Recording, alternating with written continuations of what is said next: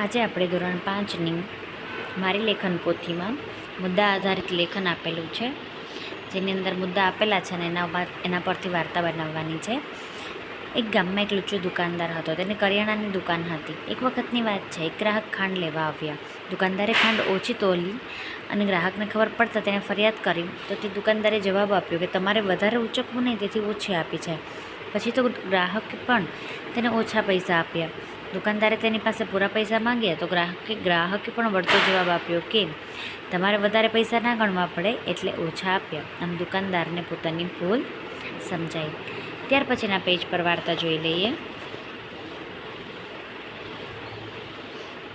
ચોરની વાર્તા છે. એક વખતની વાત છે, 4 ચોર હતા. તે ચોરી કરવા ગયા અને ત્યાં તેને પુષ્કળ માલ મળ્યો. તે લઈને તેઓ જંગલમાં નાસી ગયા. તેમાંથી 2 ચોર મીઠાઈ ખરીદવા નગરમાં ગયા. ત્યાં તેને લાલચ જાગી અને તે મીઠાઈમાં ઝેર ભેળવ્યું, જેથી તે બીજા 2 ચોરને મારી નાખવા માગતા હતા. જંગલમાં તેઓ પાછા ફર્યા ત્યારે મીઠાઈની ખરીદી કરીને આવેલા 2 ચોરને બાકીના બંને ચોરોએ કૂવામાં ધકેલી દીધા અને ત્યાર પછી બેસીને તેને શાંતિથી મીઠાઈ ખાવા બેઠા. મીઠાઈમાં ઝેર હોવાથી તે બંને પણ ત્યાં મરી ગયા. ત્યાર પછીના પેજ પરની વાર્તા જોઈ લઈએ. પેજ નંબર 11 પરની વાર્તા છે. એક ગામમાં એક ખેડૂત રહેતા હતા. તેને 4 દીકરા હતા. 4 દીકરા આળસુ હતા. ખેડૂતને તેના દીકરાને ખૂબ ચિંતા થતી. એક વખત ખેડૂત બીમાર પડ્યા. તેણે 4 દીકરાને તેની પાસે બોલાવ્યા અને તે 4ને કહ્યું, આપણા ખેતરમાં રૂપિયા ભરેલો ચરુ છે.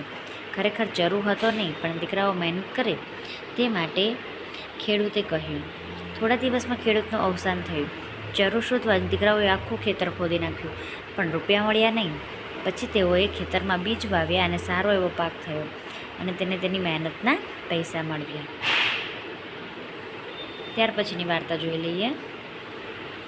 એક કાગડો હતો. તે પૂરીનો ટુકડો લઈને ઝાડ પર બેસીને પૂરી ખાતો હતો. ત્યારે ત્યાંથી શિયાળ પસાર થયો અને તેણે જણાવ્યું કે તેણે જોયું કે કાગડો તો પૂરી ખાય છે. તેને લાલચ થઈ, તેથી તેણે કાગડાના સુરીલા કંઠના ખોટા વખાણ કર્યા. આ સાંભળીને કાગડો ફૂલાઈ ગયો અને મોટેથી ગીત ગાવા લાગ્યો. ત્યારે તેના મોઢામાંથી પૂરી નીચે પડી ગઈ અને શિયાળભાઈ એ પૂરી લઈને ખાઈ ગયો અને ત્યાંથી નાસી ગયો. ત્યાર પછી પેજ નંબર 13ની છેલ્લી વાર્તા જોઈ લઈએ. એક વખત એક પ્રવાસી રાત્રિના સમયે ધર્મશાળા શોધતો હતો. તેણે જોયું કે ધર્મશાળાનો દરવાજો અંદરથી બંધ છે. તેણે દરવાજો ખખડાવ્યો અને રખેવાળને કહ્યું.